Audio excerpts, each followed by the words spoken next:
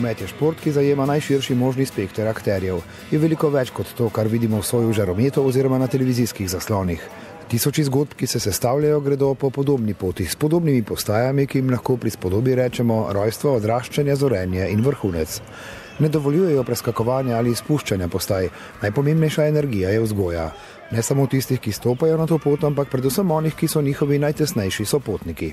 Siguran sem, da je to možno, ker če spoštujemo te osnovne športne vrednote, potem to ni problem. In kako pripravno je, da je eden od dogodkov, ki izpostavlja vse to, dobil mesto v dvorani z imenom Baza. Simbolno in dejansko so postavili temelje sobivanja najmlajših in njihovih staršev, ki jih je Nogometna zveza Slovenije zaokrožila z akcijo Zeleni kartonček za starše v vlogi navijačev. Nogometno odraščanje seveda niso samo zmage, ampak tudi porazi.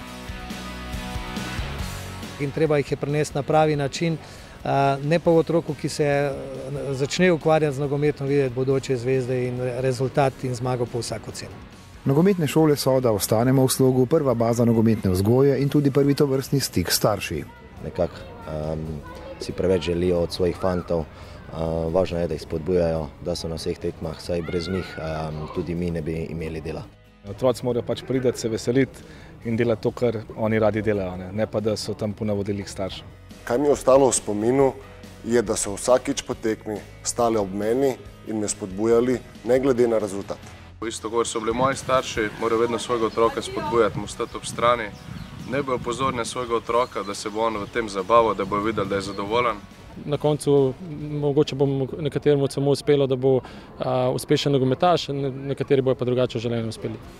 In kaj na to porečejo starši? Jaz sprejmem in poraz in zmago. Važno, da se bori, da se trudi. Mi pravimo, da naj igra po svojih zmogljivostih, da da vse od sebe in pač kar bomo videli, ne? Če ne v nogometu, pa mogoče kaj drugega. Pa če smejo, pa ne grem. Pač normalno, pač spodbujamo otroke, a ne, da igrajo tako, kot treba. In kako se slišijo ti nasveti? Da naj zmagam. Dobro špilaj, pa bodi vesel. Da ni važen, da moram žogo vzeti, da se moram ful potruditi. Kaj pa če slabo igraš, kaj reči tam? Da se potrudim. Vzgoja je torej najboljša energija na poti nogometnega odraščanja. In otroci, verjemite, odnesejo dosti več, če so pod našim nadzorom, kakor če so starši zdravi. Zelo dobrodošli pa so seveda na tribunah, z mislijo na sporočilo, ki ga prinaša zeleni kartonček.